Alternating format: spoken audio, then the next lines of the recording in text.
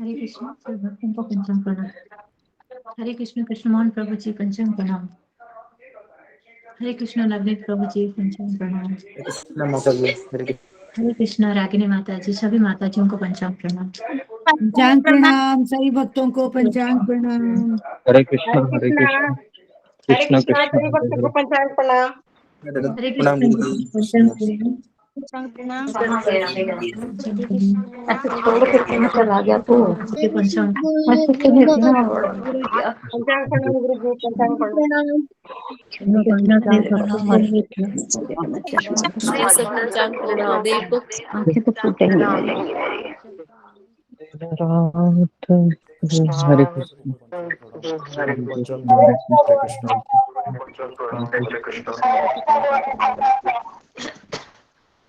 हरे कृष्ण हरे कृष्ण गुरु जी पंचांग प्रणाम। हरे कृष्ण हरे कृष्ण हरे कृष्ण हरे कृष्ण हरे गुरु कृष्ण जी पंचांग प्रणाम। हरे कृष्ण हरे कृष्ण हरे कृष्ण सब हरे कृष्ण गुरु जी दादा प्रणाम। ना गुरु जी पंचांग हरे प्रणाम। कृष्ण हरे कृष्ण सबको।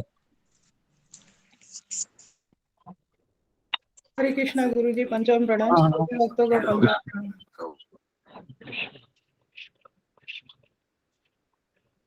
ओम अज्ञानतिमिरन्धस्य ज्ञानाञ्जनशलाकया चक्षुरुन्मीलितं येन तस्मै श्रीगुरुवे नमः।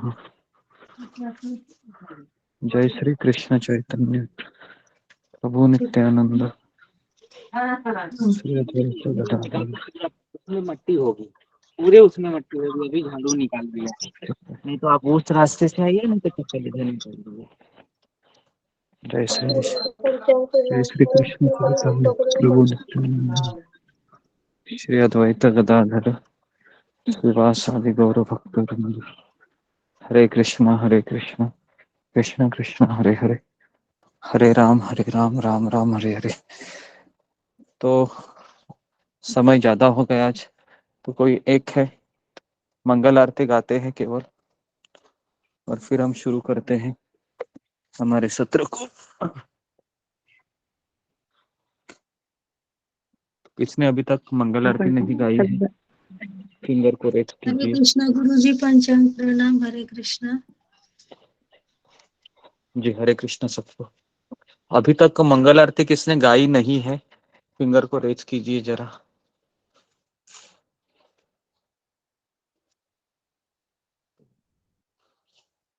आवाज आ रहा है मेरा? जी गुरु जी यार गुरु जी आवाज।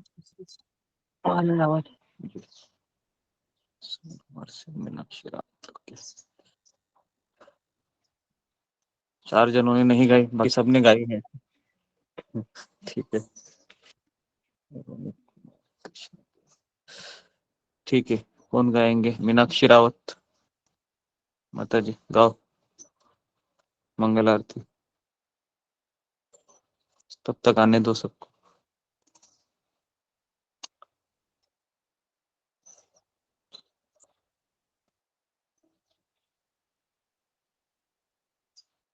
पंचांग प्रणाम गुरु जी। हरे कृष्ण हरे कृष्ण। हरे कृष्ण।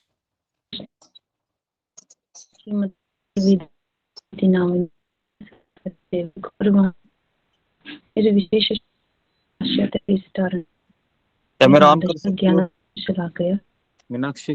कैमरा ऑन करके गा सकती हो, ऐसे ही गा सकती हो।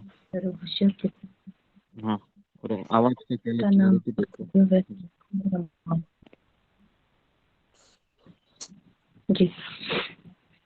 संसार दावा नलली लोका त्राण कारुण्य घन घना। मुझे एक सेकंड। हरे कृष्ण गुरु जी। हरे कृष्ण भक्तों पंचांग प्रणाम।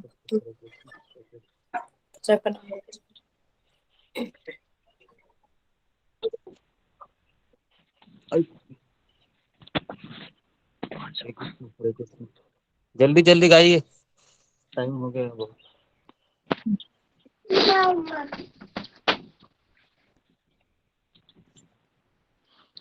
संसार दावा नलली लोका त्राणाय कारुण्याघना त्वं प्राप्तस्य कल्याणगुणनवस्य वन्दे गुरु श्रीचरणारविन्दं महाप्रभु कीर्तन नित्यगीता वादित्रमादन्मन्सोरासेन रोमाञ्चकं पशु तरङ्गभाजो वन्दे गुरु श्रीचरणारविन्दम् श्रीविग्रहाधन नित्यानना शृङ्गारतन मन्दिरमार्जनादो युक्तस्य भक्तस्य निजतोऽपि वन्दे गुरु श्रीचरणारविन्दम् चतुर्विधा श्रीभगवत्प्रसादा स्वादन्तत्रापान् हरिभक्तसङ्घान् कृतेव तृप्तिं भजता सदैव वन्दे गुरु श्रीचरणारविन्दम् श्रीराधिका माधुर्योरपारा माधुर्या लीला गुणरूपनाम्नां प्रतिक्षणा स्वादन लोलुपस्या वन्दे गुरु श्रीचरणारविन्दम् निकुञ्जयोनो रतिकेलिसिद्धे यालिभिर्योक्तिरपेक्षणीया तत्रातिदक्षात् अतिवल्लभस्य वन्दे गुरु श्रीचरणारविन्दम् साक्षात् धरित्वेन समस्तशास्त्रे उक्तस्य भायत एव सब्धि किन्तु प्रभु प्रिया एव तस्य वन्दे गुरु श्रीचरणारविन्दम् यस्य प्रसादात् भगवत्प्रसादो यस्य प्रसादानगतो कुतोऽपि ध्यायस्तु तस्य सहस्री सन्ध्यं वन्दे गुरु श्रीचरणारविन्दम् वन्दे गुरु श्रीचरणारविन्दम् वन्दे गुरु श्रीचरणारविन्दम् हरे कृष्णा कृष्ण कृष्ण हरे हरे हरे राम राम राम हरे हरे जय प्रभुपदा जय प्रभुपदा जय गुरुदेव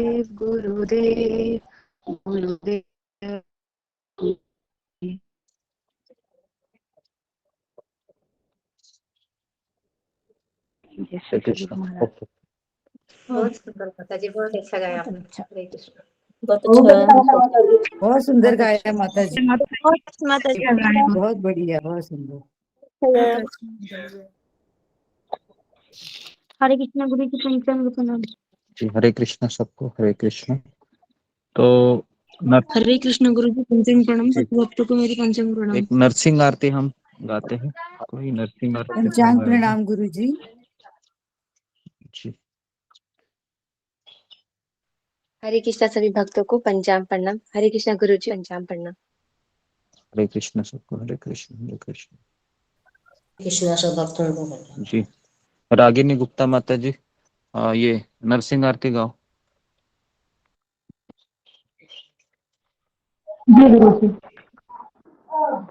मेरी आवाज आ रही है? हरे कृष्ण सभी भक्तों को पंचांग प्रणाम। हरे कृष्ण गुरु जी पंचांग। मेरी आवाज आ रही है? आ रही है गाओ। जी हरे कृष्ण गुरु जी पंचांग प्रणाम। नमस्ते नरसिंहाय नमस्ते नरसिंहाय प्रहलाद दायिने प्रहलाद दायिने हिरण्यकाशिपो रक्षः शीलटङ्का नखालय इतो नरसिंगा परतो नरसिंगा, इतो नरसिंगा परतो नरसिंगा, यतो यतो यामि ततो नरसिंगा, बहिरे नरसिंगा हृदय नरसिंगा, नरसिंहमदिं शरणं प्रपदे, नरसिंहमदिं शरणं प्रपदे, तब कर कमल वरे नखां, अद्भुत श्रृंगा दालिता हिरण्यकशिपु तनु भृंगा, केशव धृता नरहरि रूपा, जय जगदीश हरे, जय जगदीश हरे, जय जगदीश हरे, जय नरसिंह देव, नरसिंह देव, नरसिंह देव, जय नरसिंह देव, जय प्रहलाद महाराज, प्रहलाद महाराज, प्रहलाद महाराज, जय प्रहलाद महाराज, प्रभुपाद, प्रभुपाद, प्रभुपाद, प्रभुपाद, जय जय प्रभुपाद। हरे कृष्णा सभी को। कृष्णा माता जी। बहुत अच्छा गाया माता जी, बहुत बढ़िया। हरि बोल। हरि बोल माता जी, हरि बोल। ओके जी, आ गया जी। हरे कृष्णा, सबका स्वागत है सत्र में। तो अभी हम आगे बढ़ते हैं जी। हरे कृष्ण गुरु जय प्रहलाद। हरे हरे कृष्ण, कृष्ण सबको हरे कृष्ण। हरे कृष्ण। हरे कृष्णा गुरु जी, पंचांग प्रणाम। हरे कृष्णा सभी भक्त पंचांग प्रणाम। जी, तो हाँ, लास्ट टाइम हमने क्या चर्चा किया था राधानाथ स्वामी महाराज के बारे में। किसी को पता है? कोई मुझे फिंगर रेस करके बोल सकते हैं। 2 दिन पहले हमने जब राधानाथ स्वामी महाराज जी पटना में आए थे और वहां पर किसी से मिले थे, वो कोई मुझे बता सकता है फिंगर को रेस करके? जी जी, ममता कुमारी माता जी हैं। हरे कृष्णा गुरु जी, पंचांग प्रणाम। और राधानाथ स्वामी जी जब पटना आए थे तो उनको एक राम भक्त मिले थे। हाँ, उनका नाम था राम सेवक स्वामी। हाँ, राम सेवक स्वामी। तो उनसे मिले थे, तो उनके पास वे कुछ दिन रहने लगे, उनके साथ ही रहने लगे। तो उन्होंने उनको रात में सोने के लिए भी दिया, सोने के लिए उनको रात में से तो देखे कि सब लोग आराम से सो रहे हैं और उनको नींद नहीं आ रही थी, क्योंकि बहुत मच्छर थे और उनको बहुत मच्छर काट रहे थे और उनको खून भी निकल रहा था, तो उनको नींद नहीं आ रहा था। और बाकी के लोग देखा कि आराम से सो रहे हैं, तो वे देखे उन लोगों की। तो राधानाथ स्वामी यहाँ पर हमें ये सिखाते हैं कि हम शरीर के प्रति आसक्ति नहीं रहना चाहिए होता है। हम एक आत्मा है, हम शरीर नहीं है। और फिर जब अगली सुबह हुआ है तो प्रसादम, वो जो राम भक्त जी थे, वो भगवान के प्रसाद भोग लगाए, खिचड़ी बनाया था। और तो जब सब लोग बैठे खाने के लिए तो खिचड़ी में बहुत सारी मिर्ची थी। तो वो जो रसोई जो पाक में बैठ के सबको दे रहे थे, तो उनको पहले दिया तो वो खा नहीं पा रहे थे। उनको बहुत तीता मिर्ची लग रही थी, आंख से पानी आ रहा था, लेकिन फिर भी वो जबरदस्ती खा रहे थे, क्योंकि वो भक्तों के साथ थे। वो बीच में ये खिचड़ी वाला पास टाइम हमने बताया नहीं था। हमने इतना ही बताया था कि बताया था मैंने खिचड़ी का पूरा डिटेल में बताया था, या मैंने केवल ऊपर बताया बताया जो वहाँ वहीं तक बता और खुद से 3 ठीक है, क्वेश्चन बताया था। ओके, तो बोलो। जी, तो उनको बहुत तीखा लग रहा था। तो फिर वो किसी तरह अपने प्लेट में जो खिचड़ी था उसको किसी तरह खत्म किए। फिर दोबारा से आके फिर उनको वही खिचड़ी फिर दोबारा से देने लगे। तो वो एकदम ये हो गया कि कैसे लग रहा है कि मैं कैसे इसको लूं। वो नहीं लेना चाहते, दोनों हाथों को पत्तल पर ऐसे रख के रोक लिए। फिर भी उसने रख दिए। फिर उसने जब तिबारा लाए तो वो पत्तल अपना मोड़ के समेट लिए और मतलब नहीं खाना चाहते थे। फिर बाद में जब सब लोग खा लिए तो उनको आंख से पानी आ रहा था। तो किसी भक्त ने वो सोच रहे थे कि इनको कितना आनंद आ रहा है ये प्रसादम खाने में, कि खुशी से इनके आंखों से आंसू आ रहा है। वो दूसरे लोग समझ रहे थे, मगर इनको तो वो मिर्ची तीखी लग रही थी, इसलिए इनको आंखों से पानी आ रहा था। मगर वो बोल नहीं सकते थे ऐसा, क्योंकि उनको थोड़ा सा ये लगता है।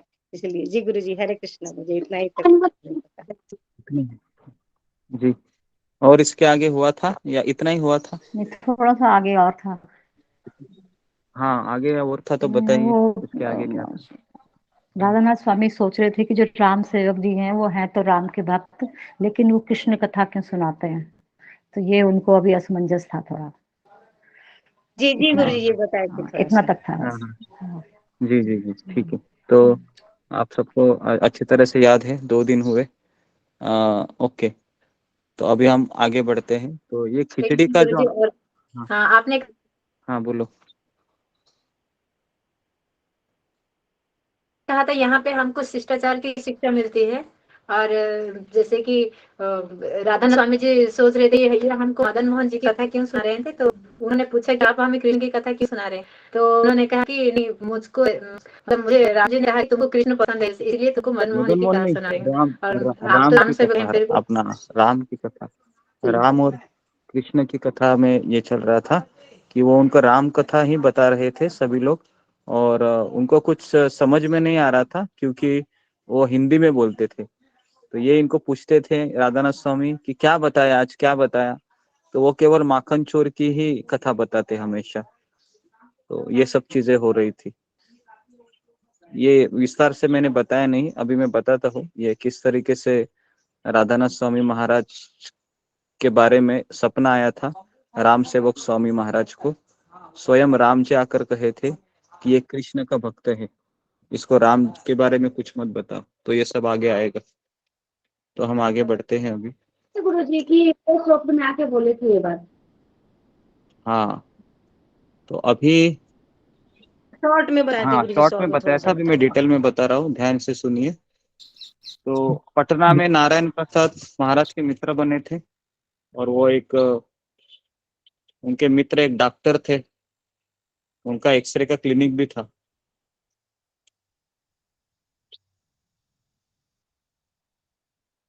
तो एक दिन जो उनको मित्र मिले थे वह इस्लाम धर्म को स्वीकार किए थे।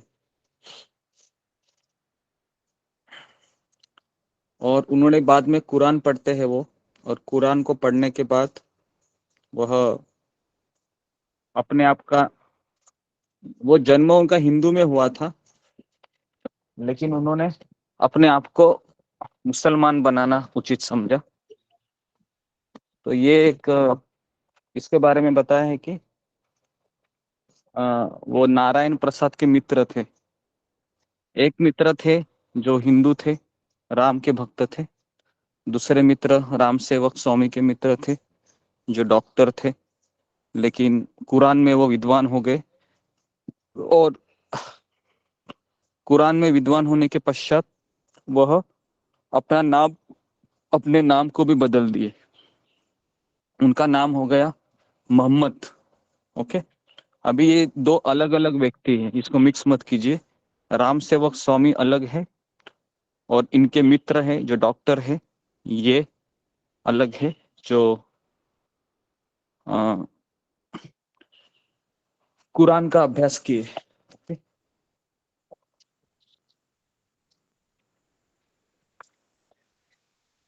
तो अभी यहाँ पर महाराज कहते हैं, गुरु जी दोनों का नाम एक ही है क्या, जो साराम सेवक जी थे और ये जो डॉक्टर हैं? नहीं, मैंने कहा ये दो अलग लोग हैं, राम सेवक जी स्वामी, और ये इनका मित्र है, डॉक्टर मित्र, जो जिसने हिंदू में जन्म हुआ था उसका, लेकिन इन्होंने इस्लाम धर्म को स्वीकार किया था। तो महाराज कहते हैं कि मैंने उन्हें चुनौती दी कि गीता जन्म के आधार पर भेदभाव नहीं करती है। तो हिंदुओं के अनेक महान संतों का जन्म निम्न जाति में हुआ था और गीता हमको सिखलाती है कि आप शरीर नहीं है, आप आत्मा है। तो महाराज कहते हैं कि मैं इस तरीके से जो मोहम्मद है उनसे वार्तालाप करने लगा। तो एक बार हम गंगा के तट पर गए और मोहम्मद ने चर्चा करने के उपरांत मैंने नारायण प्रसाद से पूछा। ये नारायण प्रसाद के गुरु थे राम सेवक स्वामी, और पटना में पहले वो नारायण प्रसाद से मिले थे और फिर वो उनके गुरु के आश्रम में रहे थे। और मोहम्मद ये अलग अलग ये डॉक्टर है जो इस्लाम धर्म के अनुयायी है। तो अभी राम सेवक स्वामी के पास अपनी योजना से अधिक दिन रुक गए थे वो, है ना। लेकिन उसके पहले इन्होंने गंगा के तट पर चर्चा करनी चाहिए मोहम्मद से, जो मुसलमान बने थे। तो अभी तक देखिए राधानाथ स्वामी महाराज ने कुरुक्षेत्र में भगवत गीता पढ़ी थी, ठीक है। तो इसके लिए उनको थोड़ा ज्ञान था। कुरुक्षेत्र के बाद वो ऊपर गए थे उधर दिल्ली की तरफ, वहां से फिर उनका वो बैग चोरी हो जाता है, फिर वो पटना आते हैं और पटना में उनको अभी ये गंगा के किनारे उनको वह इंसिडेंस भी होता है पटना के पहले, वह जो दलदल वाला इंसिडेंस होता है प्रयाग में, वो भी हमने पढ़ा था। अभी महाराज कहते हैं कि मोहम्मद से चर्चा करने के उपरांत महाराज ने नारायण प्रसाद से पूछा कि आपके मन में दूसरे धर्म के व्यक्ति के प्रति इतना लगाव कैसे है, हालांकि वो आपका मित्र मुसलमान है, जबकि पूरे देश में हिंदू मुसलमानों के बीच इतना मनमुटाव चला आ रहा है। तो अभी देखिए ये टर्निंग पॉइंट है। अभी नारायण प्रसाद इतना सुंदर उत्तर देते हैं महाराज को। तो महाराज कहते हैं कि आज तक मैं इस उत्तर को भूला नहीं हूं, ध्यान से सुनिए। तो उन्होंने गर्मजोशी से मुस्कुराते हुए उन्होंने ऐसा उत्तर दिया जिसे आज तक नहीं मैं भूल पाया हूं। उन्होंने कहा, कुत्ता अपने मालिक को हमेशा पहचान लेता है, चाहे उसने कैसे भी वस्त्र क्यों ना पहने हो। मालिक धोती पहने, सूट टाई पहने या फिर वो निर्वस्त्र ही क्यों ना हो, कुत्ता सदैव अपने मालिक को पहचान लेता है। ठीक उसी तरह से अलग अलग धर्मों में हमारे प्रिय स्वामी भगवान अलग अलग वस्त्र पहनकर आते हैं। यदि हम उन रूपों में उन्हें पहचान नहीं पाते हैं तो हम कुत्ते से भी अधिक गए गुजरे हैं। समझ में आया? मैं वापस इसको पढ़ रहा हूं, ध्यान से आप इसको सुनिए। उन्होंने क्या उत्तर दिया? कुत्ता अपने मालिक को हमेशा पहचान लेता है, चाहे वह मालिक धोती कुर्ता में आए, चाहे टाई सूट में आए, चाहे नंगा ही क्यों ना आए, कुत्ता उसको पहचान लेता है। उसी प्रकार से अलग अलग धर्मों में हमारे प्रिय स्वामी भगवान अलग अलग वस्त्र पहनकर आते हैं। यदि हम उन रूपों में उन्हें पहचान नहीं पाते हैं तो हम कुत्ते से भी अधिक गिरे हुए हैं। अभी मुझे इसका कौन एक्सप्लेनेशन बताएगा? फिंगर को रेज कीजिए 2 लाइन में। क्या आप इस इंसिडेंट से सीख रहे हैं? कैसा हमें अलग अलग धर्मों से बर्ताव करना चाहिए? जी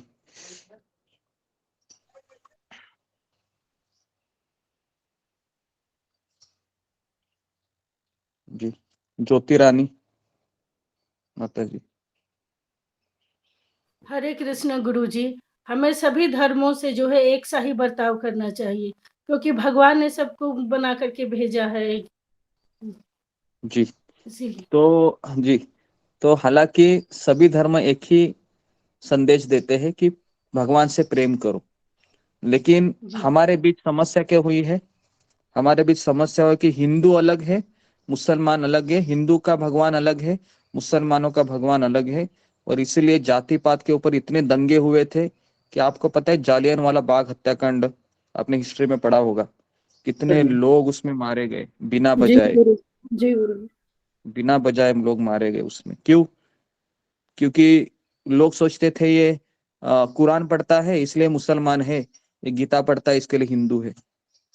तो इसलिए अभी जितने भी पॉलिटिशियन है ना, ये इसी का फायदा उठाते हैं। और जब अंग्रेज आए थे उन्होंने भी उसी का फायदा उठाया। उन्होंने सबसे पहले हिंदू और मुसलमानों के बीच फूट पैदा की, है ना। तो ये सारी चीजें है, ये सारी चीजें तभी क्लियर होती है जब हम एक गुरु से जुड़ जाते हैं, गुरु परंपरा से। नहीं तो ये कभी क्लियर नहीं होती है। सबको लगता है मैंने भारत में जन्म लिया है इसके लिए मैं भारतीय हूँ, उसने पाकिस्तान में जन्म लिया है इसलिए वो मुसलमान है। ऐसा नहीं है। तो यहाँ पर लिखा हुआ है कुत्ता अपने मालिक को हमेशा पहचान लेता है, चाहे वो कोई भी लिबास में आए। ओके, तो इस उत्तर को हमेशा हमें भी नहीं भूलना चाहिए। समझ में आ रहा है? हर धर्म का हमको आदर देना चाहिए। ऐसा नहीं कि मैं हिंदू हूं तो मैं, देखो हमको मुसलमान का जो व्यवहार है उसका द्वेष करना है, हमें मुसलमानों का द्वेष नहीं करना है। समझ में आ रहा है? जो मुसलमान का जो रवैया है, जो आतंकवाद फैला रहे हैं, उस एटीट्यूड को हमको भत्सना करनी है। लेकिन ये मुसलमान लोग हैं, ये भी तो एक इंसान ही है, लेकिन अभी इंसान है लेकिन गलत रास्ते पर आपको चल रहे हैं, तो मैं उस गलत रास्ते को धिक्कार देना चाहिए, है ना। तो यहाँ पर है ये मोहम्मद है, ये ठीक उसी तरीके से है जो नारायण प्रसाद का मित्र है।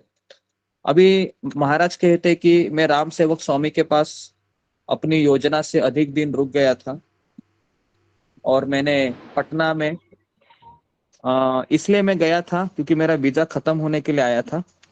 तो मैंने वहां पर एक ईंटों का छोटा सा कमरा था, उस कार्यालय में मैं चला गया। वहां पर एक बूढ़ा व्यक्ति बैठा था, शायद वहां कोई अलमारी भी नहीं थी। अधिकतर कागजातों और रिकॉर्ड का ढेर मेरे सामने जमीन पर पड़ा लगा था। उन्होंने 15 मिनट तक फाइलों में खोजबीन की और तब जाकर उन्हें एक आवेदन पत्र मिला। उसे भरकर मैंने अपना पासपोर्ट उन्हें दिया। उन्होंने एक क्षण के लिए पत्र देखा और फिर सपाट सरकारी लहजे में बोले, तुम्हारा वीजा और आगे नहीं बढ़ाया जा सकता, तुमको भारत को छोड़ना होगा। महाराज कह रहे हैं मैं भौचक्का रह गया। मेरे लिए अब अपनाई हुई इस मातृभूमि को छोड़कर जाना असहनीय था। मैंने बार बार उसे याचना की, किंतु वे अपने अफसरशाही उत्तर पर अड़े रहा। कुछ आशा नहीं दिख रही थी। मैंने आंखें बंद किया, भगवान से प्रार्थना की। उसी क्षण मैंने वहां दीवार पर टंगा श्री राम का एक चित्र देखा। गिड़गिड़ाकर मैंने उनसे कहा, सर मैं जिस देश में आया हूं ना, वहां सभी लोग गाय का मांस खाते हैं। उनका मुंह खुला का खुला रह गया, उसकी आंखें फैल गई। क्या हमारे पूजनीय गाय की हत्या करते हैं वो? छी छी छी छी छी। सर मैं जिस देश से आया हूं ना, वहां पर लड़के और लड़कियां बिना शादी के ही एक साथ रहते हैं। उन्होंने सिर हिलाकर अपनी नापसंदी जताई। और फिर महाराज ने कहा, मुझे आपको बताते हुए शर्म आ रही है सर, लेकिन मेरे देश में किसी ने भगवान राम का नाम भी नहीं सुना है। उन्होंने जो सुना उस पर उनका विश्वास नहीं हुआ। मेज पर आगे झुकते हुए उन्होंने मेरे हाथ पकड़ लिए, और तुम्हें कभी इस घृणित पर वापस नहीं जाना चाहिए। महाराज कहे, लेकिन सर अगर आप मेरा वीजा नहीं बढ़ाएंगे ना, तो मुझे वहां पर वापस लौट के जाना होगा। मैं भारत में आपके प्रभु राम की शरण लेने आया हूं। उन्होंने कुर्सी पीछे खिसकाई और उठे और ऊंचे स्वर में घोषणा की, मैं राम का भक्त हूं। मेरा कर्तव्य है कि मैं एक राम भक्त की रक्षा करूं। और इस तरीके से महाराज का पासपोर्ट ले लिया और उसके ऊपर नया वीजा का ठप्पा मार दिया। अभी मेरा यहाँ पर प्रश्न है, इस डायलॉग में महाराज के कौन सा गुण आपको दिखाई देता है? जी फिंगर को रेज कीजिए। पहले मैं लोअर कर रहा हूँ। छोटा सा ही डायलॉग है लेकिन कुछ सीखने को मिल रहा है यहाँ पर हमें। जी टिकमो माता जी। हरे कृष्णा गुरु जी। गुरुजी इसमें लग रहा है कि जैसे वो दृढ़ निश्चय है इस चीज को लेके कि वो राम के भक्त बनेंगे, इसलिए तो नहीं, दृढ़ निश्चय तो नहीं है, थोड़ा सा अलग चीज है इसमें जी। आत्मविश्वास। विकास निगम प्रभु। हरे कृष्णा प्रभु जी, दंडवत प्रणाम। हम्म। गुरु जी, मेरे को इसमें ये लग रहा है कि जैसे हम लोगों को एक बोला जाता है कि हर एक चीज की SWOT एनालिसिस करो कि स्ट्रेंथ वीकनेस, तो ये उनकी वीकनेस थी जो उन्होंने क्वालिटीज बताई कि गाय का मांस खाया जाना, राम के नाम को कोई नहीं जानता है, लेकिन उनको उन्होंने अपने लिए एक अपॉर्चुनिटी के रूप में यूज किया। ये उनकी उस क्वालिटी को दिखाता है कि वो अपनी स्ट्रेंथ, अपनी वीकनेस, अपने अपॉर्चुनिटी और थ्रेट्स, सभी चीजों को प्रॉपर उनका एक अंडरस्टैंडिंग थी और उसको कब कहाँ यूज करना है, उस क्वालिटी को वो दिखाता है। हरे कृष्ण गुरु जी जी जी जी। तो ये इन्होंने सही विश्लेषण करके बताया कि हालांकि उनमें कमियां थी, वह अमेरिकन थे, लेकिन उन्होंने इस तरह से चतुराई दिखाई कि उन्होंने जो सामने वाले का वीक पॉइंट था, क्या वीक पॉइंट था कि राम का भक्त था वो, तो उसने क्या किया, राम को ग्लोरीफाई किया और कहा कि देखो मैं आप ही के राम का मैं भक्त बनने जा रहा हूँ और आप मुझे वहां भेजेंगे तो मुझे फिर आपका राम का नाम भी लेना नहीं पड़ेगा और मुझे गाय का मांस वगैरह ये सब खाना होगा। तो इस तरीके से यहाँ पर हमको महाराज की चतुराई दिखाई देती पड़ती है। कृष्णा भी, भक्त बड़ा चतुर है, गुरु जी कहते हैं ना। हाँ, कृष्ण भक्ता बड़ा चतुर है, चतुर रहता है वो। ऐसा नहीं कि एकदम वह सीधा साधा रहता है वो, लेकिन हमें सीधा साधा कहाँ रहना चाहिए, भक्तों की संगति में। लेकिन मार्केट में हमें बहुत होशियार होना चाहिए, चतुर होना चाहिए। कोई हमको चूना लगाए और हम देखते रहे, बिल्कुल नहीं। समझ में आ रहा है? कृष्ण भक्त को कभी चूना लगा के नहीं आता है वो चूना लगा के आता है, समझ में आ रहा है? वो हरे चूना कृष्णा लगाना जानता है। प्रभु जी, जी, बाहर अगर झगड़ा करना पड़े तो मतलब झगड़ा भी करना पड़े, झगड़ा बाहर भी अगर कर झगड़ा। झगड़ा नहीं करना चाहिए। मैं यहाँ पर ये बता रहा हूँ, हमें अपने आप की रक्षा करनी चाहिए मीठे शब्द बोलकर। झगड़े में ऐसे हो सकता है कि शायद सामने वाला व्यक्ति हमको हानि भी पहुंचा सकता है। तो यहाँ पर कोई महाराज ने झगड़ा नहीं किया। महाराज ने क्या किया, अपनी एक्सपर्टीज का उपयोग किया, चतुराई का उपयोग किया। तो हम भी चतुराई का उपयोग कर सकते हैं। कैसे कर सकते हैं? तो आप सामने वाले का वीक पॉइंट को जाने, उसके गले में कुछ देखे, ताबीज देखे। अगर वो मुसलमान रहता था तो महाराज क्या बोलते थे? महाराज बोलते थे मैं अल्लाह का भक्त बनने आया हूँ यहाँ पर, है ना, आप मुझे भेजेंगे तो फिर मैं वापस क्रिश्चियन बनूंगा। तो ये इसको चतुराई कहते हैं। समझ में आ रहा है? इसमें कोई ऐसा नहीं कि वो झूठ बोल रहे हैं, इसमें वो अपनी भावनाओं को, अपनी भक्ति को बचाने की कोशिश कर रहे हैं वो, है ना। अपना कोई महाराज कोई इंद्रिय तृप्ति के लिए उन्होंने ये बहाना नहीं किया कि वो भारत में रहकर कुछ इंद्रिय तृप्ति करना चाहते थे, ऐसा कुछ नहीं था। तो महाराज को मातृभूमि लग रही थी वो भारत, लेकिन कुछ सरकारी कायदों के कारण उनका वीजा खत्म होने आया था, इसके लिए महाराज जा रहे थे। तो देखिए, एक एक इंसिडेंस है, लेकिन एक एक इंसिडेंस भी हमको बहुत कुछ सिखाता है। कृष्ण भक्त चतुर होता है, ऐसा नहीं है। अगर आपके घर में भी आपको चतुराई से सवाल जवाब करना आना चाहिए, क्योंकि परिवार में हर एक का वीक पॉइंट हमको पता होता है, बराबर है, सामने वाले का। तो उसको आप ग्लोरीफाई क्यों नहीं करते हो? उसको ग्लोरीफाई करो, है ना। कोई सास का वीक पॉइंट रहता है, पति का वीक पॉइंट रहता है, उसको पकड़ लो बराबर। हाँ, तो इसमें आपका बड़ा काम हो जाएगा अच्छे से। सारा चीज आपको सिखाना पड़ रहा है ठीक है। प्रभु जी, वीक पॉइंट मतलब क्या है? वीक पॉइंट मतलब उनका आसक्ति रहती है कहीं पर, तो या उनका, उसको वीक पॉइंट कहते हैं जी जी। लेकिन वीक पॉइंट भी कैसा होना चाहिए, जो एकदम निगेटिव ना हो, थोड़ा सा वो सकारात्मक भी होना चाहिए, है ना। जिस तरह से किसी को मीठा बात बहुत अच्छा लगता है, बराबर है, तो उनके पास जाकर मीठा बात कहो, उसमें कुछ प्रॉब्लम नहीं है। ओके, ठीक है, आगे बढ़ते हैं अभी हम। तो प्रतिदिन सुबह राम सेवक स्वामी के आश्रम में 5 साधु एकत्रित होकर रामायण का हिंदी में पाठ करते थे। महाराज कहते हैं कि मुझे हिंदी समझ में नहीं आती थी, लेकिन मेरे लिए एक व्यक्ति था, वो अनुवाद करता था। सभी लोग हैं, राम कथा सुनने के बाद किसी के आंखों से पानी आते थे, कभी वो हंसी के ठहाके लगे हुए हंसते थे, है ना। इस प्रकार वे 3 घंटे तक श्रवण करते रहते। मैं उस कथा को सुनने के लिए तड़प रहा था जिसने उन्हें इतना प्रभावित किया था। और जब चर्चा समाप्त हुई तो मैंने नारायण प्रसाद से निवेदन किया, कृपया मुझे सब कुछ बताइए। हम दोनों चलकर मंदिर से बाहर आए और गंगा के तट पर बैठ गए। जब उन्होंने कथा आरंभ की तो उन्होंने कौन सी कथा सुनाई, सुनिए अभी। उन्होंने कहा, एक सुबह जब श्री कृष्ण छोटे बालक थे, उनकी माँ यशोदा ने उन्हें अपना दूध पिलाया। इस दौरान उन्होंने देखा कि चूल्हे पर रखा दूध उबलने लगा। कृष्ण को सुरक्षित नीचे रखकर वे दूध को बचाने के लिए दौड़ी। कृष्ण को यह पसंद नहीं आया कि उनकी माँ ने उन्हें ऐसे नीचे रख दिया है। तो ये कौन सी लीला थी? ये लीला थी माखन चोर की। जी। तो इस तरीके से ये नारायण प्रसाद है ना, उनको यही कथा बताते थे हमेशा। और महाराज कह रहे कि पहले दिन तो मेरा मन प्रसन्नता से खिल गया और मैंने नारायण प्रसाद से विनती की, और बताओ और बताओ। उन्होंने कहा कि आज इतनी चर्चा हुई। तो महाराज कहे, मैंने कहा 3 घंटे प्रवचन चला आपका। तो उसने कहा, नहीं नहीं, इतनी कथा हुई।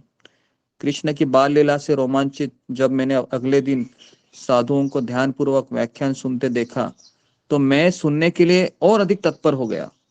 जब प्रवचन समाप्त हो गया, वापस हम दूसरे दिन नारायण प्रसाद में गंगा तट पर आए और उन्होंने मुझे कृष्ण की वही माखन चुराने की लीला सुनाई।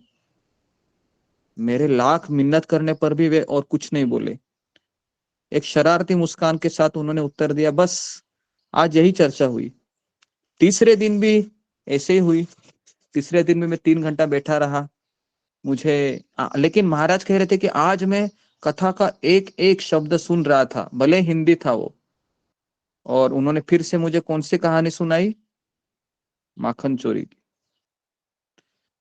महाराज कह रहे, मैं उद्विग्न होकर मैंने पूछा, आप मेरे साथ ऐसा क्यों कर रहे हो? प्रतिदिन कथा 3 घंटे चलती है और आप मुझे 10 मिनट ही बताते हो। क्यों मुझे आप धोखा दे रहे हो? मेरी छाती क्रोध से भड़क उठी। आज मैंने बहुत ध्यान से सुना। पूरी कथा में एक बार भी कृष्ण का नाम नहीं लिया, यशोदा का नाम नहीं लिया। कृपया आप दया कीजिए, मुझे बताइए। इसके बाद अभी क्या हुआ देखो। महाराज कहते, मेरे आंखों से आंसू आ गए। क्या मैं इतना पतित हूं कि मुझे सुनने का भी अधिकार नहीं है? देखिए, इसमें 2 फीलिंग है। एक फीलिंग थी कि महाराज कह रहे कि आप मुझसे कुछ छिपा रहे हैं, और दूसरा फीलिंग अचानक महाराज का ये आया कि क्या मैं इतना पतित हूं कि मुझे सुनने का भी अधिकार नहीं है? तो उसके बाद फिर नारायण प्रसाद जी गंभीर हो गए। उन्होंने गहराई से मेरे आंखों में देखा और तुम्हारे सच्चे आंसू देखकर अब मैं इसका कारण बताऊंगा। वे अनेक मिनटों तक मौन रहे। फिर उन्होंने चुप्पी तोड़ते हुए कहा, जिस दिन तुम यहाँ आए थे उस रात को मेरे गुरु राम सेवक स्वामी जी को सपना आया। भगवान राम उनके सपने में आए और तुम्हारे बारे में कहा कि तुम एक कृष्ण भक्त हो, किंतु अभी उसे यह मालूम नहीं है। कृष्ण की महिमाओं के अतिरिक्त तुम इसे कुछ न बताना। वृंदावन इसकी पूजा स्थली होगी और यदि तुम उसे यह बताओगे तो वह विश्वास नहीं करेगा, लेकिन एक दिन वह उसे समझ जाएगा। तो ये किसने कहा? प्रभु रामचंद्र। रामचंद्र कहाँ आ गए अभी बीच में? नारायण प्रसाद ने ये सारा चीज किसको बताया? हाँ, महाराज को कहा कि मेरे गुरु के सपने में आए थे प्रभु रामचंद्र और राम ने ऐसा बताया। ठीक है, तो बताइए कितना ये साधारण व्यक्ति है क्या राधारथ स्वामी महाराज? आप सोचिए कि स्वयं राम आकर कह रहे हैं किसी दूसरे के गुरु को सपने में, वो भी। तो ये एक इंसिडेंस है, इससे हम सीख सकते हैं कि किस तरीके से एक दैवी इच्छा थी कि महाराज कृष्ण के भक्त थे, है ना। हालांकि वो राम के भक्त बनने जा रहे थे, अयोध्या में थे वो, अयोध्या से वो पटना गए थे। 2 बार उनका राम सेवक से इंसिडेंस हुआ, लेकिन उसके बाद फिर नारायण प्रसाद ने मेरे कंधे पर हाथ रखा। मुझे सांत्वना देते हुए उनकी आंखों में आंसू उमड़ आए। मेरे गुरु राम सेवक स्वामी जी ने मुझे आदेश दिया था, मैंने गुरु आज्ञा का पालन किया, मुझे क्षमा करो। समझ में आया ना? उनके गुरु ने भी यही आज्ञा दिया था। वो भी क्या करता बेचारा, उसको पता था गुरु के आदेश का उल्लंघन मैं नहीं कर सकता हूँ, तो इसलिए उन्होंने कहा कि तुम कृष्ण की ही कहानी सुनाना उसको। तो महाराज कहे कि मैं कुछ समझ नहीं पा रहा था कि वृंदावन मेरी पूजा स्थली होगी, मैं कृष्ण की आराधना करूंगा। मैंने इस विचार को तुरंत मन से निकाल दिया। उस समय मैं केवल यही जानता था कि मेरा लक्ष्य कहाँ है, वापस हिमालय की गुफा में लौट जाना, क्योंकि महाराज को वही चीज अच्छा लगता था। समझ में आया? हिमालय की गुफा में लौट जाना क्यों अच्छा लगता था महाराज को? कौन मुझे बताएगा क्यों महाराज को वो चीज अच्छा लगता था? जी, फिंगर को रेज मुझे वहाँ कोई डिस्टर्ब नहीं करता। गुफा बहुत पसंद है। गुफा बहुत हाँ, पसंद है, कोई डिस्टर्ब नहीं करना हाँ, चाहिए। वहां पर कोई डिस्टर्बेंस नहीं था साधु ना। संत सब रहते थे जी, इसलिए। वहाँ एकांत में रहते थे और कोई वो नेचर एकांत के शांत करीब था नहीं तो हुआ। परिवेश उसीलिए। एकांत में रहना उनको अच्छा लगता था। जी और एकांत में रहने का सबसे बड़ा डिसएडवांटेज क्या है? कौन मुझे बताएगा? अगर हम एकांत में भक्ति करेंगे तो हमारा सबसे बड़ा, हमारे पास कौन सा चैलेंज आ सकता है? जी, भक्तों का संग नहीं मिलेगा गुरु जी। एक मिनट तुमको कैमरा ये फिंगर को रेज करो। हाँ, बोलिए सुजाता माता जी। पंचम प्रणम, कोई हमें हमारा फॉल्ट को नहीं दिखाएगा। हाँ, ये इसका सही उत्तर है। हमारा फॉल्ट कैसे पता चलेगा? क्या गुफाओं के जो जानवर होते हैं हमें फॉल्ट बताएंगे कि तुम्हारे में ये क्रोध आ रहा है करके, तुम्हारे में लस्ट है, तुम्हारे में लोभ है? ये कौन बता सकता है? आपके बगल वाला भक्त ही बता सकता है, बराबर है, कि तुम अच्छा भक्ति नहीं कर रहे हैं, सेशन में नहीं आ रहे हो, कथा नहीं सुन रहे हो। तो इसलिए क्या ज्यादा जरूरी है, हिमालय की गुफा में रहना या सत्संग में रहना? सत्संग में रहना। सत्संग में रहना ज्यादा जरूरी है, सत्संग में काम रहना। नहीं लगेगा। सत्संग में रहना। ओके, तो महाराज कहते हैं कि मैं राम सेवक स्वामी के आश्रम में अनेक सप्ताह तक रुका। उनके एवं उनके अनुयायियों के सरल स्वभाव से मेरा मन जीत लिया। जिस दिन मैं वहां से जाने वाला था, मैंने राम सेवक स्वामी जी के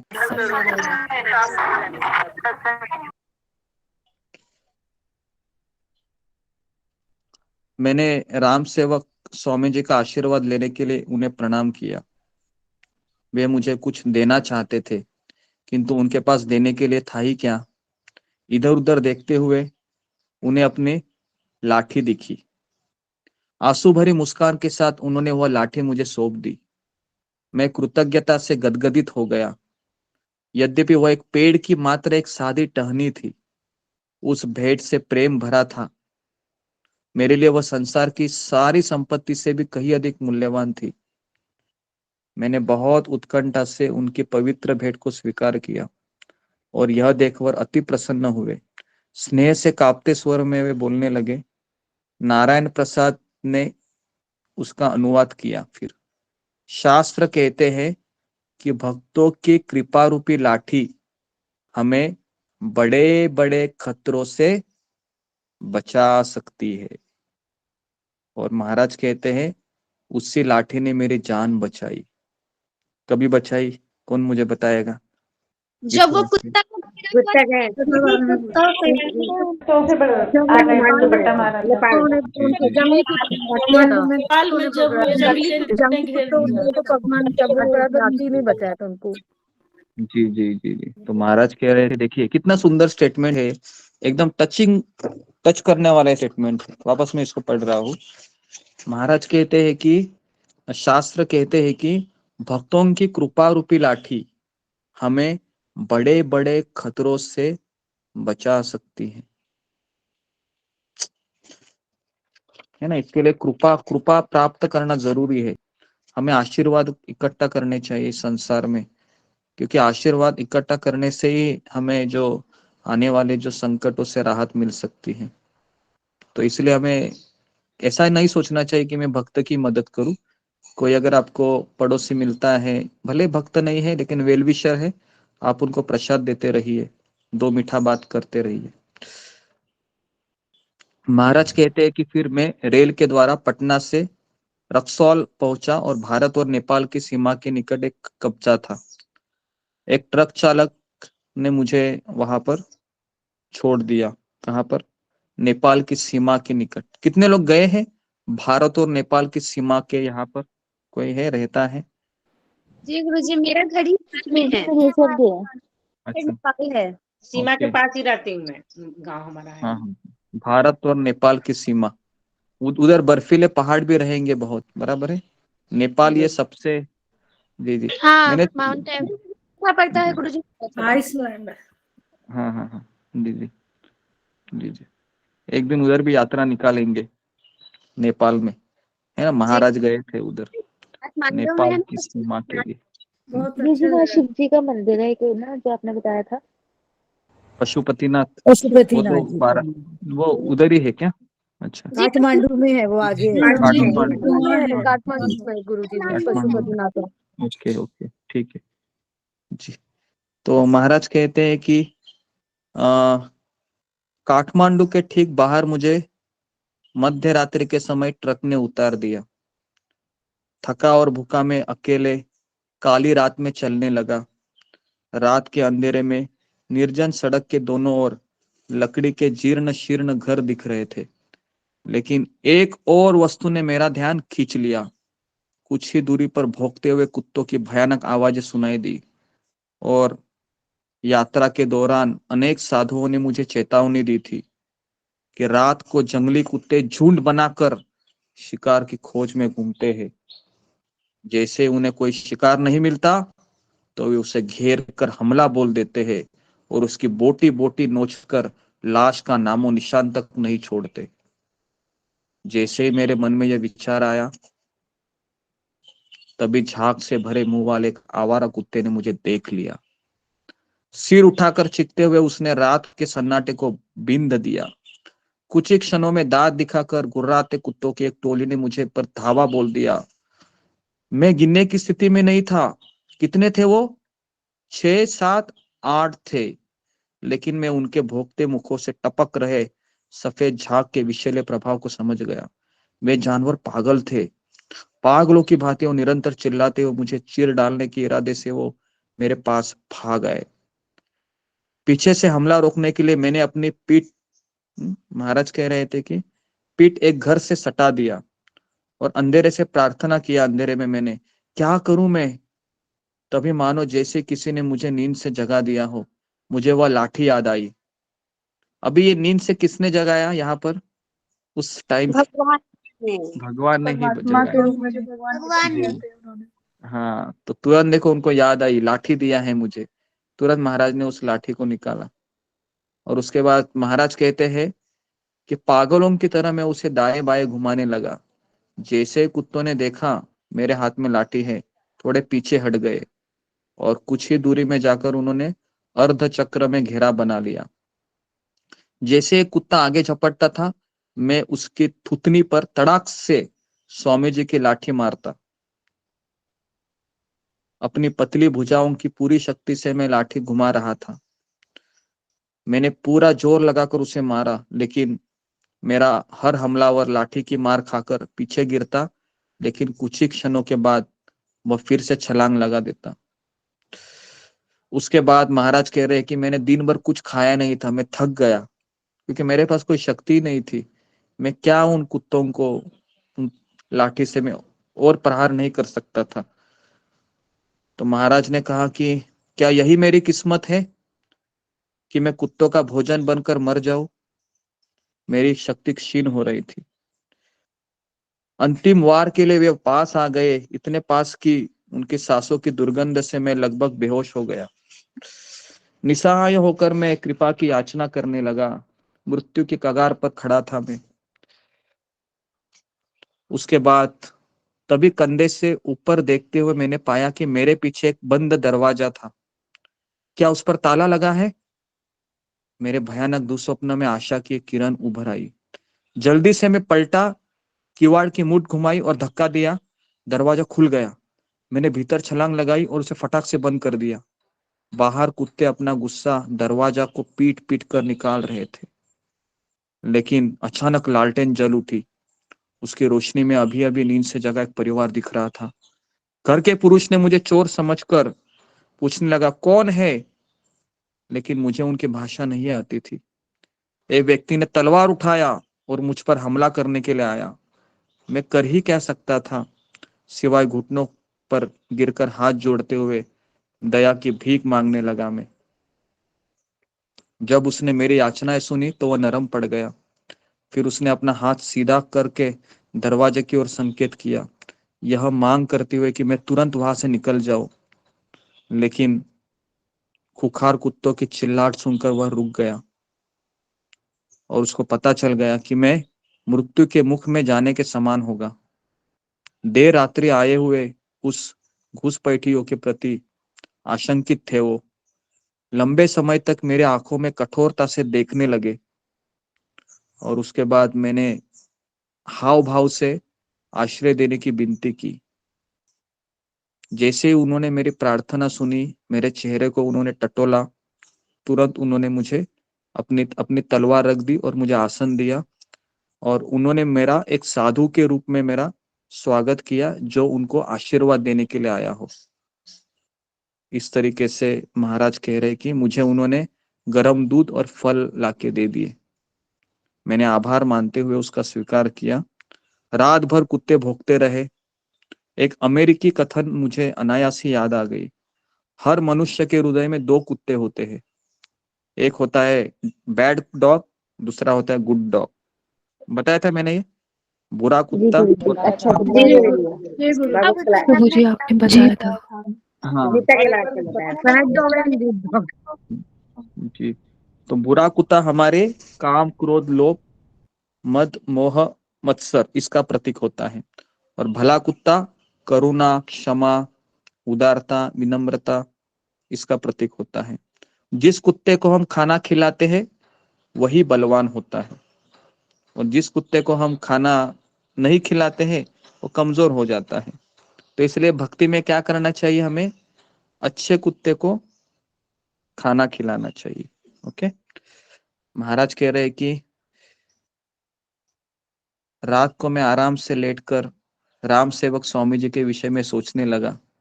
यदि उन्होंने यह लाठी मुझे न दी होती तो निश्चित ही आज रात में मारा जाता।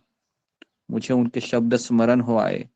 कितने सत्य और भविष्य सूचक थे वो शब्द।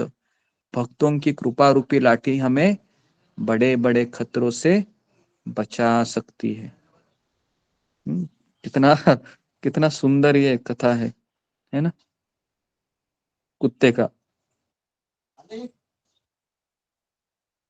तो एक कुत्ते का कथा से हम क्या सीख सकते हैं, कौन मुझे बताएगा?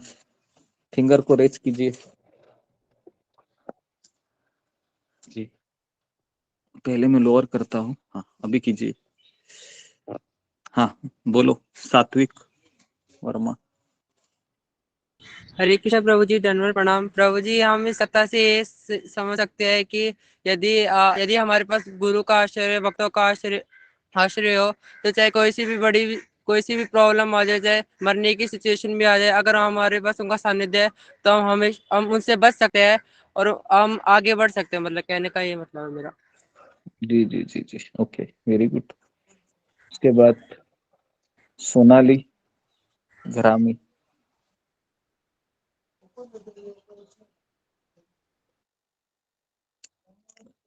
जी, उसके बाद आचल सिंह माता जी। हरे कृष्णा गुरु जी। अगर गुरु जी का आशीर्वाद हो तो कोई भी प्रॉब्लम से बच सकते हैं। अच्छा ठीक है। उसके बाद है राधिका सिंह माता जी। जी गुरु जी, हम बड़े से बड़े खतरे से भी बच सकते हैं अगर हमारे पास गुरु और भक्तों का आशीर्वाद। जी, तो और इसके अलावा किसी का आंसर है? प्रतिभा कुमारी।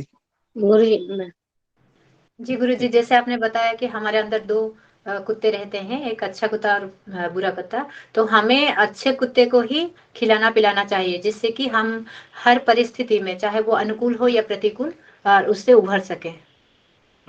जी जी जी जी ओके। हाँ बोलो ममता कुमारी माता जी।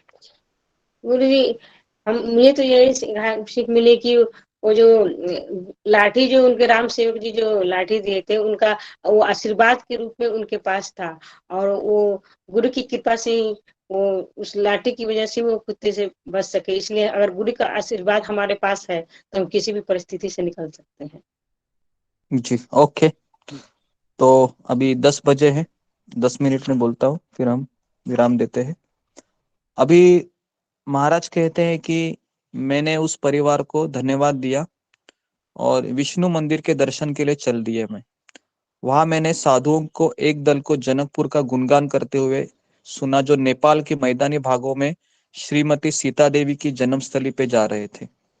कहाँ जा रहे थे वो?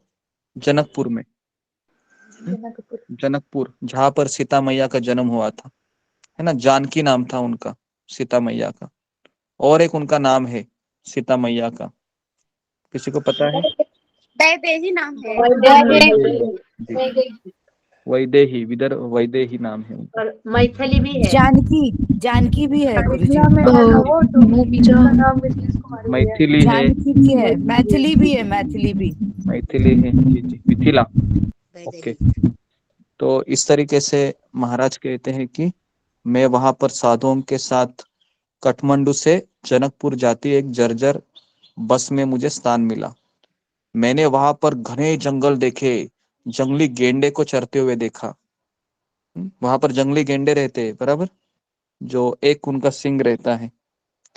जनकपुर पहुंचकर सबसे पहले मैं विहार कुंड पहुंचा। आप में से कितने लोग जनकपुर गए हैं? जनकपुर गए हैं? कोई है जिन्होंने? ओके, एक सुधा माता जी गई है। मैं गई हूँ सर गुरुजी। सारे सीता जी के सारे ही वहाँ के स्थान देखे मैंने। जी जी, वेरी गुड। उनका अच्छा, विवाह, जन्म, वो उनकी पूजा का प्रार्थना की थी जहाँ उन्होंने सब कुछ। जी जी जी, तो वहां पर एक विहार कुंड है। महाराज कह रहे हैं कि मैं वहां पर पहुंचा और एक आश्रम, एक विलक्षण मंदिर, उसमें एक आश्रम से घिरा था एक क्षेत्र। वहां मुझे गुरु श्री वेद जी के सम्मुख लाया गया। वे एक अधेड़ साधु थे, उनके चेहरे और सिर पर छोटे सफेद बाल थे, और निशुल्क दाल चावल प्रसाद की व्यवस्था उन्होंने की। वेद जी ने मुझे बताया कि जनकपुर मिथिला के नाम जाना जाता है, और रामायण बताती है कि एक यज्ञ की तैयारी में महाराज जनक हल जोत रहे थे, तभी धरती के गर्भ से सीता माता ठीक हल के नीचे प्रकट हुई। उनका नाम जानकी पड़ा। राजा जनक की वो पुत्री थी। मिथिला में राम और सीता देवी पहली बार मिले। यहाँ श्री राम ने शिवजी का महान धनुष्य तोड़कर स्वयंवर में सीता का हाथ जीत लिया था। अब तक मेरे लिए पृथ्वी पर भगवान के अवतार लेने की कथाएं पूर्णतः सत्य हो गई थी। मुझे पुलकित देखकर श्री वेद जी ने मुझे भारत के 2 महानतम ग्रंथ भेंट दिए। अंग्रेजी में थे वो। उनका नाम था रामचरितमानस तुलसीदास जी का, और दूसरा था वाल्मीकि रामायण। अभी दोनों में से सबसे ऑथेंटिक क्या है हमारे लिए? हम मैक्सिमम वाल्मीकि रामायण ही पढ़ते हैं, हाँ, लेकिन तुलसीदास जी का रामायण भी पढ़ सकते हैं, ऐसा कुछ नहीं है। लेकिन इस्कॉन में मैं ज्यादातर केवल राधा गोविंद महाराज है, एक सन्यासी है इस्कॉन के, वो ज्यादा रामचरितमानस के ऊपर बोलते हैं। और वाल्मीकि रामायण में जो इनका पास टाइम नहीं है, केवट का, केवट का पास टाइम रामचरितमानस में है। ऐसे बहुत सारे पास टाइम है जो नहीं है वाल्मीकि रामायण में, और कुछ मानस में है। तो महाराज कह रहे कि मैंने कुंड में स्नान किया। मतलब हाँ? दोनों में क्या? हाँ, मतलब दोनों में से कोई कुछ कोई भी दोनों पढ़ तो, सकते हैं, ऑथेंटिक ही है, तो दोनों भी फिर एक में ऑथेंटिक। पास टाइम आता है, एक में पास टाइम नहीं आता है, तो फिर ये क्या हुआ? इसका मतलब ये है कि अलग अलग कल्प में रामायण होती रहती है। समझ में आ रहा है? अभी ये जो रामायण है ना, ये बोलते हैं, उनका नाम क्या है, जीव गोस्वामी का एक किताब है, उसका नाम है लघु भागवतामृत। तो मैंने उसको पढ़ा था, तो उसमें उन्होंने लिखा है कि जो सेतु बंधन का जो कार्य हुआ था, ये अभी ब्रिज बांधा है, ये इस कल्प में नहीं हुआ है। जैसा अभी 28वां चतुर्युग चल रहा है, तो उन्होंने कहा 24 चतुर्युग में हुआ है। तो ये कम से कम 4 जनरेशन, 4 कल्प के पूर्व का रामायण का ये हिस्ट्री है। लेकिन ये लोगों को पता नहीं है। लोगों को लगता है कि अभी जस्ट त्रेता युग वाला जो था ना, इसी साइकिल का, तभी राम आए थे। तो ऐसा नहीं है। प्रभु तो रामचंद्र यही अभी, कारण है क्या कि वो पुल अभी नहीं है, वो पुल अभी नहीं दिख रहा हाँ है ना, तो यही इसके लिए कारण है वो क्या? ब्रिज क्योंकि है, काफी वो टाइम हो बहुत गया। ही, हाँ अभी ब्रिज का अवशेष काफी एक्चुअली, कुछ लोग कह रहे हैं कि जो अभी अवशेष है वो एक्चुअली ब्रिज नहीं है, हाँ। ब्रिज अभी पूरा लुप्त हो गया है। लेकिन क्या है उसका साइंटिफिक लोग, साइंटिफिक लोग केवल रिसर्च करते रहते हैं। लेकिन कुछ पत्थर है ऐसे पत्थर जो, है, हाँ पत्थर हाँ है, हमने देखे थे अगर आप वहाँ जाओगे पत्थर। कन्याकुमारी, हम गए थे 2010 में कन्याकुमारी, तो वहां पर ऐसे पत्थर ना बिकते हैं, और वो अगर आप गुरु जी पानी में, रामेश्वरम में है, रामेश्वरम हाँ में है तो। रामेश्वरम, हाँ रामेश्वरम कन्या, हाँ उधर ही है। तो वहां पर आप ऐसे जाओगे ना चल चल के, तो भी घुटने तक ही पानी लगता है। और एक अजीब पत्थर रहता है वो पत्थर मैंने, हमारे यहाँ पर भी मिलते थे समुन्द्र के किनारे। कुछ उससे मिट्टी भी कुछ बर्तन भी धोने के लिए इस्तेमाल करते। आपने को पता है वो थोड़ा सा सफेद कलर का पत्थर होता है, और वो भी आप पानी में डालोगे तो तैरता है वो। कुछ पत्थर ऐसे होते हैं। तो जी जी, गुरु जी। तो तो ये इसीलिए सारा वो पुल साइंस, अभी नहीं है, क्योंकि सभी जी लोग यही ये बोलते हैं कि सारा पुल कहाँ साइंस गया। है ना, तो इसके लिए ये सारी चीजें हम बताएंगे, लेकिन इसका एक स्टडी मटेरियल है, तो एक स्टेप बाय स्टेप जाना पड़ता है। जैसे अब भागवतम पहला पूरा करेंगे, चैतन्य चरितामृत, फिर बृहद भागवतामृत, फिर लघु भागवतामृत, फिर आचार्यों की बहुत सारी किताबें हैं, बहुत सारा मटेरियल है। हम बूढ़े हो जाएंगे ना तो भी खत्म नहीं होगा, इतना मटेरियल है। लेकिन इससे हमको और आकर्षित होना चाहिए कि भगवान कितने महान है ना, इस तरीके से। तो गुरुजी त्रेता युग में राम नहीं आए थे, फिर उससे पहले आए थे?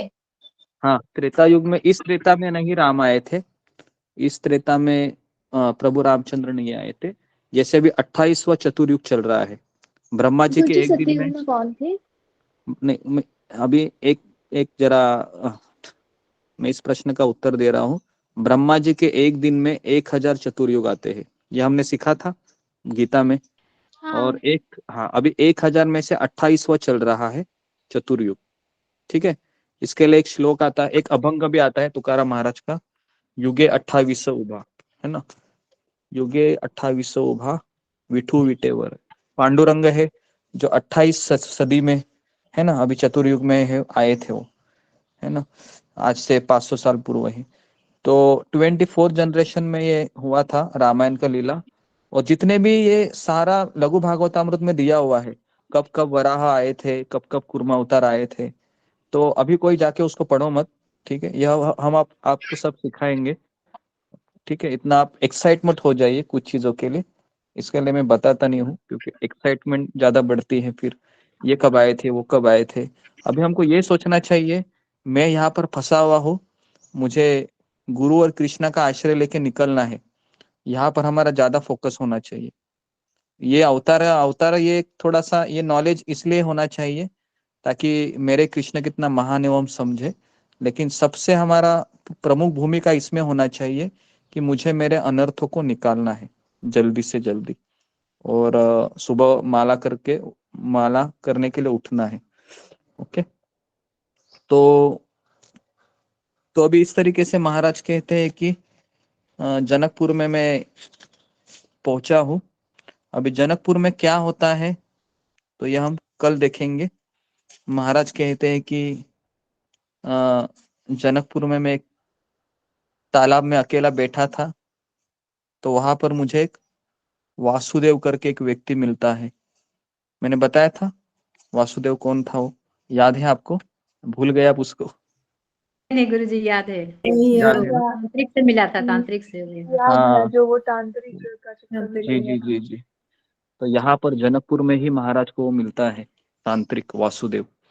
तो ये वासुदेव का स्टोरी हम कल देखेंगे। ओके, तो हर एक महाराज का इंसिडेंस है, ऐसा लग रहा है कि मैं ही सफर कर रहा हूँ महाराज के साथ, है ना। और मैं देख रहा हूँ, ऑब्जर्व कर रहा हूँ महाराज को, किस तरह से महाराज रिएक्ट करते हैं, मैं सीख रहा हूँ, है ना। ये एक्चुअली मुझे ये भागवतम से भी ज्यादा नजदीक लगता है महाराज का किताब, क्योंकि इसमें एक पर्सनल स्टोरी शेयर की गई है ना। किस तरह से इस मार्ग पर चलते हुए अभी तक महाराज को गुरु नहीं मिले हैं, हालांकि मिले थे क्रॉस मैदान में, लेकिन फिर भी उनका मन उधर ही चला रहा था, सफर कर रहे थे। अभी जनकपुर के बाद वो वापस नेपाल से यू टर्न ले लेते हैं, और फिर वह अचानक ट्रेन है वो फिर वृंदावन रुकती है, सॉरी मथुरा रुकती है। तो वहां पर फिर महाराज कहते हैं कि मुझे बहुत बुखार आता है, तेज बुखार आता है, और मुझे 1 महीना डॉक्टर बोलते हैं कि आप यात्रा नहीं कर सकते। और महाराज कह रहे मैं 1 महीना वृंदावन में रहा और एक गौड़ीय मठ के लोगों ने मेरा ख्याल रखा और मैं वहां पर भक्त बन गया। तो महाराज कह रहे थे कि मैं भक्त कैसे बना, कैसे मैं कृष्ण से मेरा प्रेम हुआ, ये महाराज कह रहे कि ये पूरा भगवान ने ही रचाया हुआ प्लान था और कुछ नहीं था, है ना। और हमारे जीवन में भी हम देखेंगे, हमने कभी ये योजना बनाई नहीं थी कि मैं कृष्ण का भक्त बनूंगा। हमारे जीवन में भी कुछ ऐसे इंसिडेंट्स हुए हैं जिससे हम कृष्ण भक्ति अभी कर रहे हैं। तो इसलिए भगवान की कृपा से ही हम इस मार्ग को चुनते हैं, और फिर जब गुरु प्राप्त होते हैं तो फिर हमको फिर हम उसका प्राइस पे करना पड़ता है, फिर, है ना, प्राइस पे करना पड़ता है। फिर हमें संघर्ष करना पड़ता है अपने मन के साथ, बहुत संघर्ष चलता रहता है।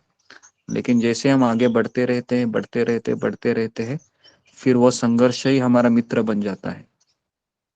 और अगर संघर्ष नहीं आता है तो हम फिर टेंशन में आ जाते हैं, अरे बाप रे, इतना मेरा अच्छा लाइफ चल रहा है, कुछ गड़बड़ तो नहीं होने वाला है, ऐसा ख्याल आता है फिर।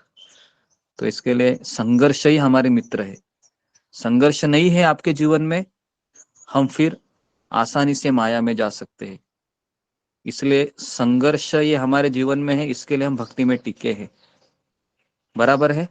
क्या लगता है आपको? संघर्ष है, इसके लिए हम टिके हुए हैं। संघर्ष खत्म, भक्ति भी खत्म। ओके, तो ये इसका लॉजिक है। तो मैं यहाँ पर रुकता हूँ। बहुत बहुत धन्यवाद आप सबको। जन्मदिन है, आपसे आशीर्वाद दीजिए। वो बोल रही है, यही बोलना चाहता था देवी मैं मंडल माता। हाँ, ये हाँ, आज इनका, अरे अच्छा बेटी है इनका, देखिए कितनी सुंदर बेटी है। कृष्णा का जन्मदिन है आज, कृष्णा का।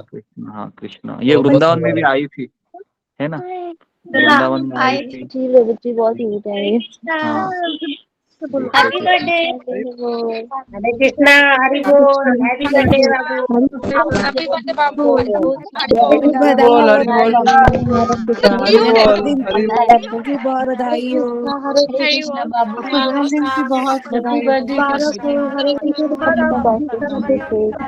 हरि बोल हरि बोल हरि बोल।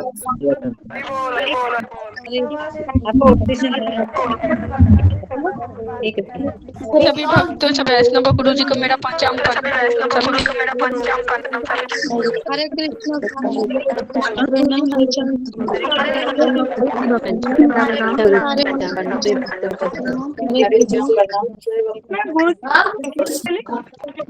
हरे कृष्ण। किसका जन्मदिन था? हरे कृष्णा को है कृष्णा कॉन्शियसनेस। Happy birthday. सब लोग उनको बधाई दे देते हैं, सभी लोग आशीर्वाद दीजिए। जन्मदिन का बहुत बहुत बधाई। हरे कृष्णा। सभी भक्तों को मेरा बहुत कल हमारे धर्मविजय में आप सब शामिल थे, इसके लिए आप सबको माता जी की प्रिया को बहुत बहुत जन्मदिन की कृष्ण भावना भावित बधाई। हरे कृष्णा गुरु जी, पंचांग प्रणाम सभी भक्तों को। हरे कृष्णा गुरु जी, पंचांग प्रणाम सभी भक्तों को। पंचांग प्रणाम। पंचांग प्रणाम। हरे कृष्ण गुरु जी, दंडवत प्रणाम। हरे कृष्ण। 11 बजे तक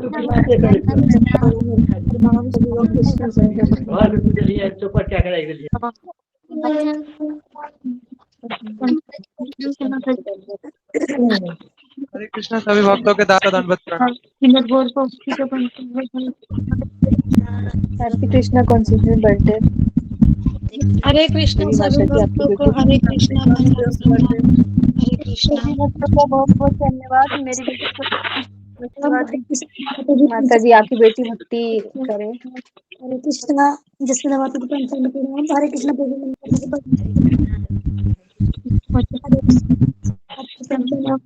सभी भक्तों को पंचांग प्रणाम। गुरु जी पंचांग प्रणाम। जी हरे कृष्ण सबको। हरे कृष्ण। हरे कृष्ण। हरे कृष्ण गुरु जी पंचांग हरे कृष्ण। धन्यवाद प्रणाम गुरु जी, सभी भक्तों को धन्यवाद प्रणाम। हरे कृष्ण। पंचांग प्रणाम गुरु जी। हरे कृष्णा। हरे कृष्णा गुरु हरे जी, सभी कृष्णा रीता, भक्तों को पंचांग रीता माता जी। हाँ, हरे कृष्णा माता जी। हरे रीता कृष्णा माता माता जी। जी। मेरा नेट अच्छा